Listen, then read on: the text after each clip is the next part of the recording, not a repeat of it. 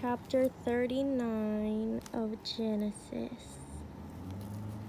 Joseph, a slave in Egypt. Now Joseph had been taken down to Egypt, and Potiphar, an officer of Pharaoh, captain of the guard, an Egyptian, bought him from the Ishmaelites, who had taken him down there.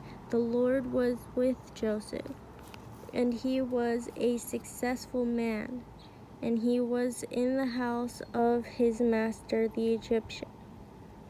And his master saw that the Lord was with him, and that the Lord made all he did to prosper in his hand. So Joseph found favor in his sight, and served him. Then he made him overseer of his house, and all that he had he put under his authority. So it was from the time that he had made him overseer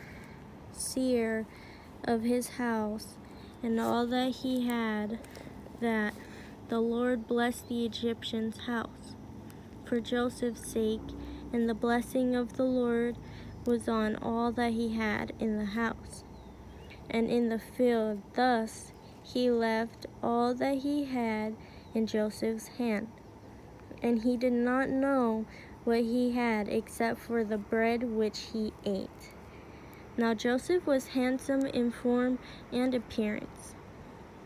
And it came to pass after these things that his master's wife, casting longing eyes on Joseph, and she said, "Lie with me." But he refused, and said to his master's wife, "Look, my master does not know what is with me in the house, and he has committed all that he has in my hand.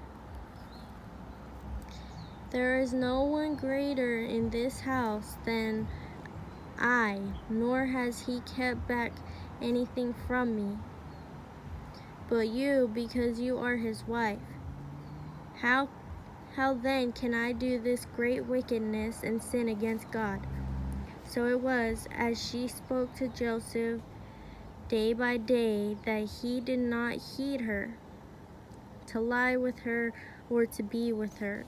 But it happened about this time, when Joseph went into the house to do his work, and none of the men of the house was inside, that she caught him by his garment, saying, "Lie with me." But he left his garment in her hand, and fled, and ran outside. And so it was, when she saw that he had left his garment in her hand, and fled outside, that she called to the men of her house, and spoke to them, saying, "See, he has brought into us a Hebrew to mock us. He came in to me to lie with me, and I cried out with a loud voice.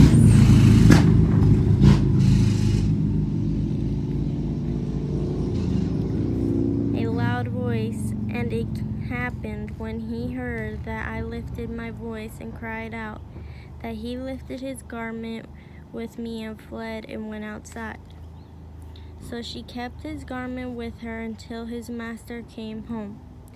Then she spoke to him with words like these, saying, "The Hebrew servant whom you brought to us came in to me to mock me." So it happened, as I lifted my voice and cried out, that he left his garment with me and fled outside.